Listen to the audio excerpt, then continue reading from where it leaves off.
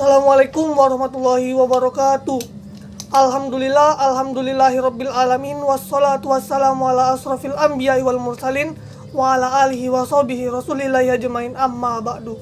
Puji beserta syukur marilah kita panjatkan kepada Allah Subhanahu wa taala, yang mana pada hari ini kita masih diberi kesempatan untuk melakukan hidup seperti biasanya. Salawat serta salam tak lupa pula kita ucapkan ke baginda alam, yakni Nabi besar kita Muhammad SAW, dengan melafazkan Allahumma sholli ala Sayyidina Muhammad wa ala ali Sayyidina Muhammad. Baik, sebelumnya yang saya hormati dosen pengampu pelajaran Islam dan Budaya Minangkabau, yaitu Pak Nasir. Dan sebelumnya perkenalkan, nama saya Alfinya Saud dengan NIM 2415070014. Kali ini saya akan membahas materi Islam dan Budaya Minangkabau, yaitu mengenai materi Islam, adat, dan modernitas. Nah, di Islam dan adat modernitas ini terbagi atas dua poin penting. Yang pertama, konflik Islam, adat, dan modernitas. Lalu yang kedua, adat Minangkabau. Di konflik Islam, adat, dan modernitas ini terbagi menjadi tiga materi penting. Yang pertama, konflik Islam dan adat. Lalu yang kedua, konflik Islam dengan modernitas. Yang ketiga ialah konflik adat dan modernitas. Baik, saya akan menjelaskan tentang Islam, adat, dan modernitas terlebih dahulu. Islam, adat, dan modernitas Minangkabau saling bersinergi dalam kehidupan masyarakat untuk masyarakat Minangkabau di Sumatera Barat. Islam menjadi agama yang utama dan dianut oleh masyarakat Minangkabau sejak abad ke-16. Namun, dipadukan dengan nilai-nilai adat istiadat yang kuat yang masih dijunjung tinggi hingga saat ini. Modernitas pun telah mempengaruhi perkembangan masyarakat Minangkabau dengan adanya perubahan sosial, ekonomi, dan teknologi yang semakin masuk ke dalam kehidupan mereka. Yang uniknya ialah masyarakat Minangkabau mampu menjaga keseimbangan antara nilai-nilai Islam, adat, dan modernitas dalam kehidupan sehari-hari mereka. Jadi, yang pertama yang ingin saya bahas ialah konflik Islam dengan adat. Konflik Islam dengan adat ini ialah konflik yang dimana merupakan fenomena yang kompleks, yang dimana masyarakat berusaha menyeimbangkan antara ajaran agama dan tradisi lokal. Sejak masuknya Islam, terjadi interaksi yang dinamis dengan beberapa aspek adat yang bertentangan dengan prinsip-prinsip Islam. Berikut ada beberapa poin yang bertentangan dengan konflik Islam dengan adat. Yang pertama ialah pewarisan harta. Nah, pewarisan harta ini dalam adat Minangkabau, harta itu diwariskan melalui garis ibu. Sedangkan dalam Islam, harta itu diwarisi mengikuti hukum waris yang lebih egaliter. Lalu yang kedua, peran wanita. Adat Minangkabau memberikan kedudukan penting kepada wanita dalam masyarakat. Namun, beberapa interpretasi Islam menekankan peran tradisional yang lebih terbatas bagi wanita. Lalu yang ketiga ada melalui upacara dan ritual. Beberapa upacara adat yang melibatkan praktik tertentu mungkin dianggap bertentangan dengan ajaran Islam, seperti ritual yang melibatkan perubahan ataupun pengorbanan.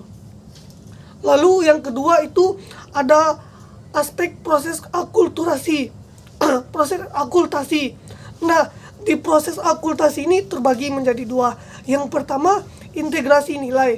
Integrasi nilai ini di dalam pandangan masyarakat Minangkabau ialah yang seringkali berusaha mengintegrasikan nilai-nilai Islam ke dalam praktik adat, lalu menciptakan bentuk baru yang mencerminkan keduanya.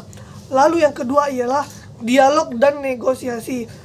Nah, di dialog dan negosiasi ini terdapat antara tokoh adat dan tokoh agama untuk mencari solusi yang dapat diterima oleh kedua belah pihak ketika sedang adanya konflik ataupun pertentangan yang dapat diminimalisirkan. Lalu yang ketiga itu aspek yang didapat dari dampak sosialnya. Yang itu terbagi menjadi dua. Yang pertama, perpecahan komunitas. Nah, perpecahan komunitas ini ialah ketegangan antara penganut adat dan penganut Islam yang lebih konservatif yang dapat menyebabkan perpecahan berbagai komunitas. Lalu yang kedua ialah pendidikan dan kesadaran. Nah, di pendidikan yang kesadaran ini meningkatkan pendidikan agama di kalangan masyarakat Minangkabau yang berpotensi untuk mengubah cara pandang masyarakat dan adat Minangkabau dalam Islam, dan juga mendorong pemahaman yang lebih harmonis. Nah, lalu yang kedua, saya ingin membahas tentang konflik Islam dengan modernitas. Nah, di konflik Islam dan modernitas ini ada 4 poin yang ingin saya sampaikan. Yang pertama ialah perubahan sosial dan ekonomi. Perubahan sosial dan ekonomi ini ternyata banyak sekali, contohnya dari globalisasi. Nah, dari globalisasi ini, perubahan yang didapat ialah masuknya pengaruh global dan modernitas yang membawa perubahan dalam pola pikir, gaya hidup, dan juga masyarakat Minangkabau yang seringkali bertentangan dengan nilai-nilai tradisional dan ajaran Islam. Lalu, urbanisasinya ialah banyaknya generasi muda yang datang ke kota untuk mencari pekerjaan, yang mengakibatkan pergantian nilai-nilai norma serta mengurangi keberlangsungan hidup mereka. Lalu yang kedua ialah pendidikan dan pemikiran. Di pendidikan ini terdapat 2 poin penting. Yang pertama ialah pendidikan modern. Pendidikan modern ini meningkatkannya akses pendidikan modern yang seringkali membawa pemikiran yang lebih kritis terhadap tradisi, antara pemahaman agama yang konservatif dan pandangan yang lebih progresif. Lalu di interpretasi agama yang kita dapatkan ialah beberapa kalangan berusaha menginterpretasikan ajaran Islam dengan cara yang lebih sesuai dengan konteks modern yang bertentangan dengan pemahaman tradisional. Lalu di poin yang ketiga ialah peran wanita. Emansipasi peran wanita ini ialah modernitas yang membawa perubahan dalam peran wanita, di mana banyak wanita Minangkabau yang berpendidikan dan berkarir, yang terkadang bertentangan juga dengan norma-norma tradisional yang lebih patriarkal. Lalu yang kedua ada tantangan terhadap adat. Wanita yang berani menuntut hak dan peran yang lebih besar dalam masyarakat seringkali menghadapi resistensi dari kalangan yang lebih konservatif. Lalu yang keempat ialah praktik keagamaan. Nah, jadi di praktik keagamaan ini ada 2 poin penting juga, teman-teman. Yang pertama ialah ritual dan tradisi. Beberapa praktik dari ritual dan tradisi ini ternyata dari keagamaan dan ritual yang dianggap tidak relevan dalam konteks modern yang seringkali dipertanyakan. Lalu juga menciptakan ketegangan antara generasi tua dan generasi muda. Lalu dari segi penerimaan terhadap modernitas ialah ada kalangan yang menerima modernitas sebagai bagian dari perkembangan sementara, yang lain berpegang teguh pada tradisi dan nilai-nilai Islam yang lebih konservatif.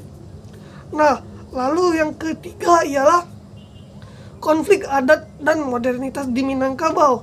Konflik adat dan modernitas di Minangkabau ialah sering terjadi karena adanya benturan antara tradisi adat yang kental dengan nilai-nilai modern yang masuk ke dalam masyarakat.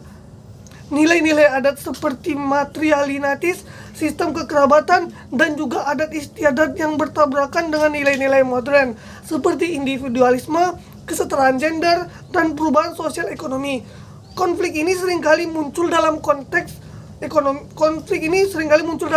perubahan gaya hidup, pendidikan, peran gender, maupun pengaruh agama di masyarakat Minangkabau.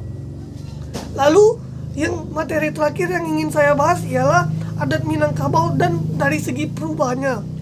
Adat Minangkabau adalah sistem hukum dan norma yang mengatur kehidupan sosial masyarakat Minangkabau, yang dikenal dengan materialistis, di mana garis keturunan yang warisan diturunkan melalui perempuan.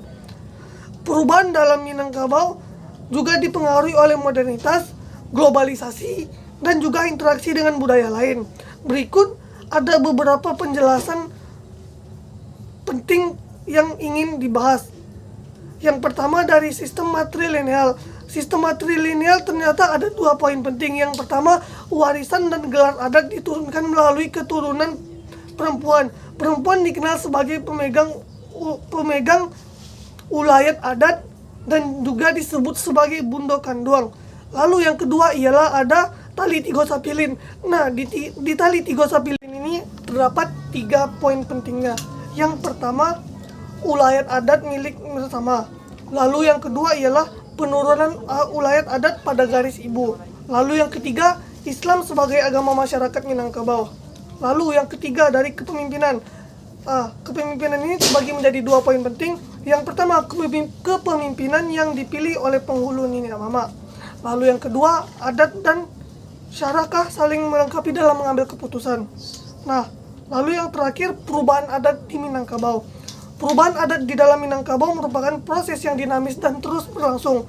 Meskipun mengalami perubahan, nilai-nilai luhur adat Minangkabau tetap penting untuk dijaga dan diwariskan kepada generasi yang akan mendatang. Upaya pelestarian dan adaptasi yang tepat akan membantu menjaga kelestarian budaya Minangkabau di tengah arus globalisasi dan modernisasi. Mungkin sekian itu saja yang dapat materi saya sampaikan. Lebih dan kurangnya mohon maaf. Assalamualaikum warahmatullahi wabarakatuh.